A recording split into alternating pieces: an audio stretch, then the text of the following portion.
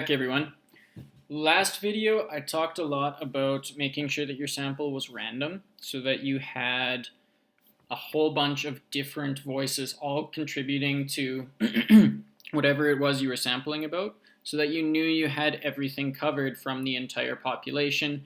That was how you could say that your sample results were valid and that they would represent like if you had done a census, you would get the same results because it was the entire population. What we're talking about today is how do you do that? What do you do to make that actually happen? First method is called simple random sample, which literally just means if you have 800 and you want only 80, you just choose 80 of them completely at random. So, good things about this.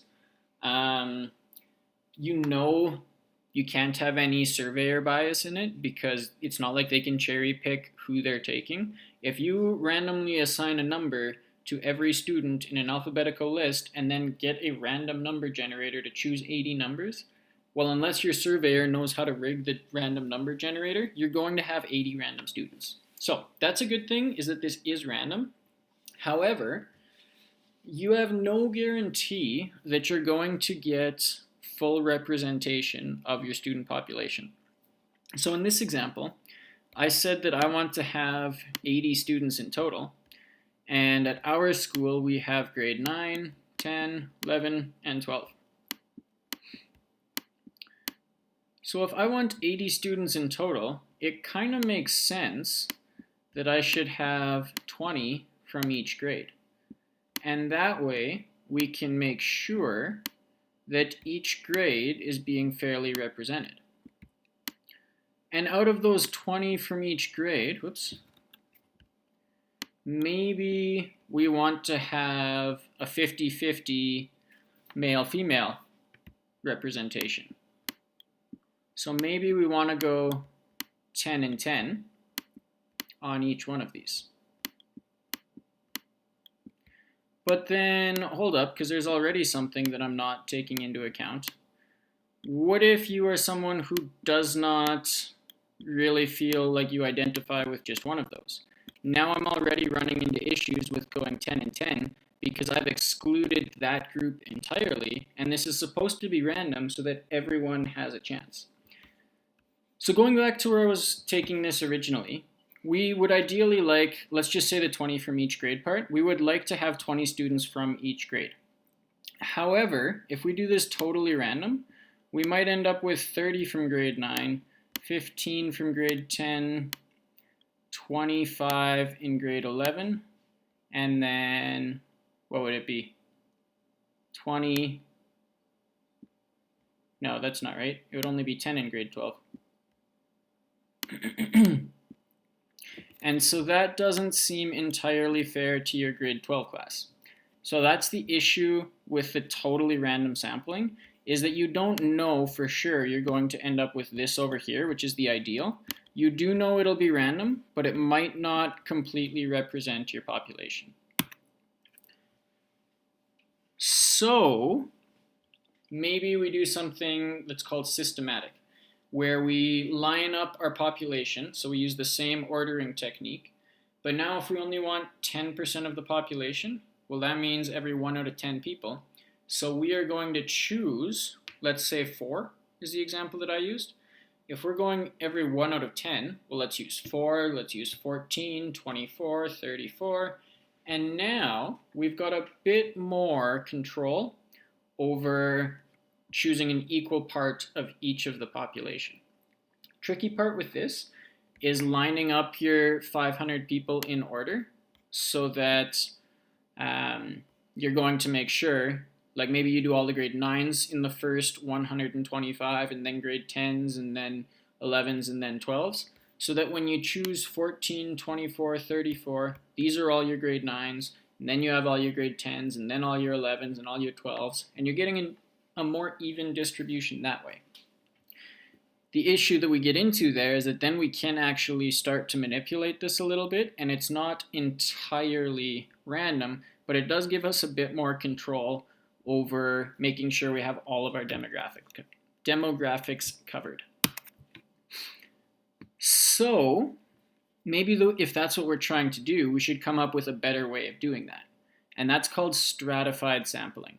So what we do is we take our population and we say, okay, we have these 4 different groups. We have grade 9, grade 10, grade 11, and grade 12. So instead of a population with 400, let's do 4 different populations of 100. So I'm assuming that each grade has the same number of students.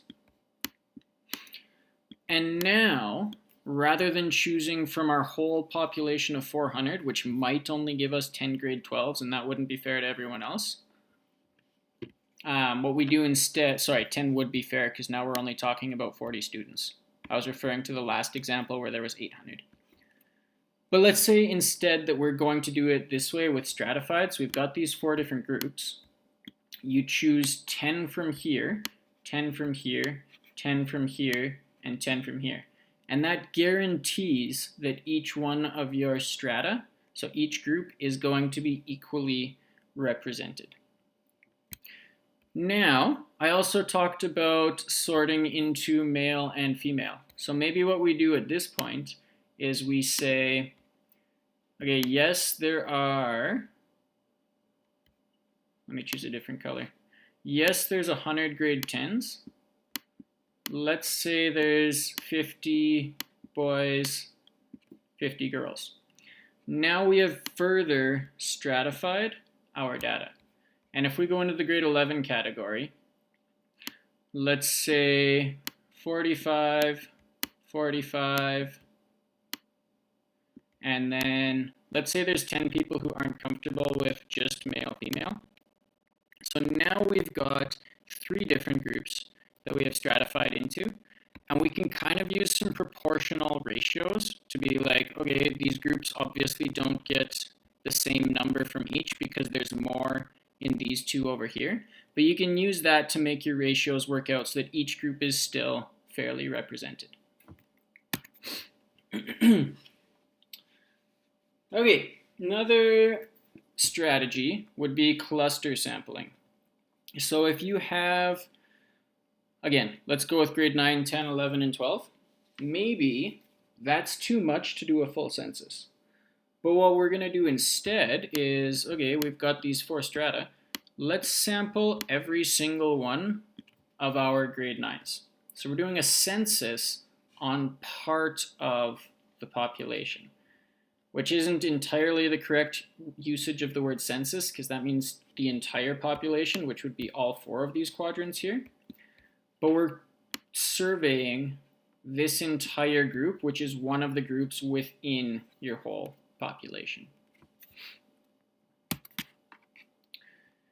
Okay, so those are all of our probability-based sampling techniques. When I say probability, I mean that they're completely random. But they're not always entirely practical. Because let's say we try to do this stratified sampling.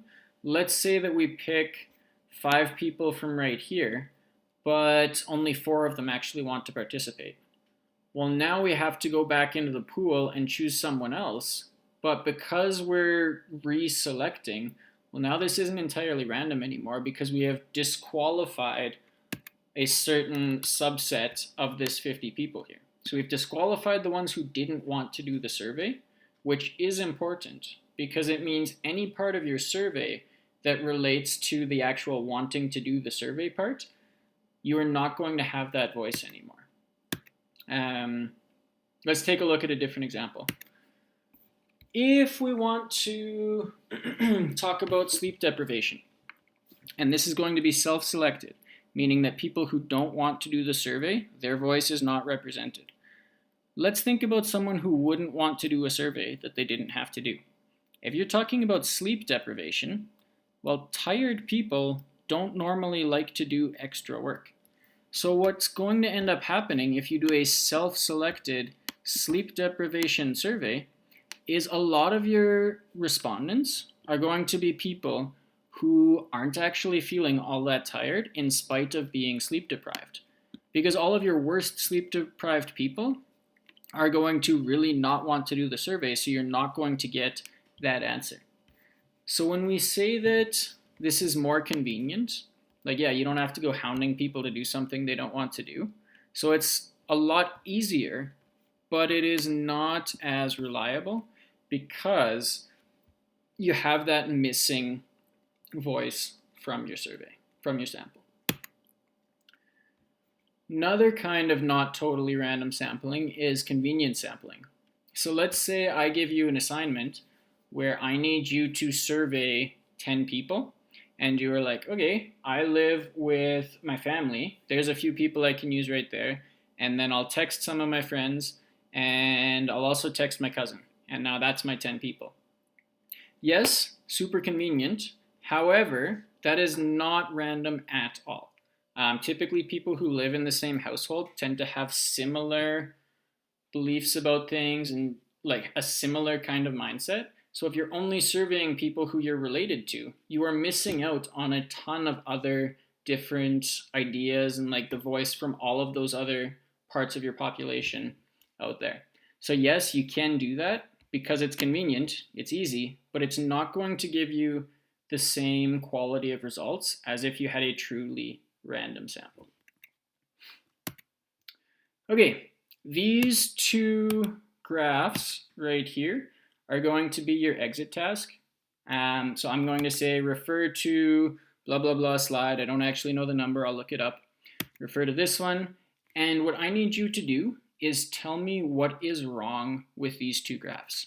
How have these two graphs here been used to misrepresent data? And what is the bias of the person who created them? When you're done that, here are some homework questions for you to work on.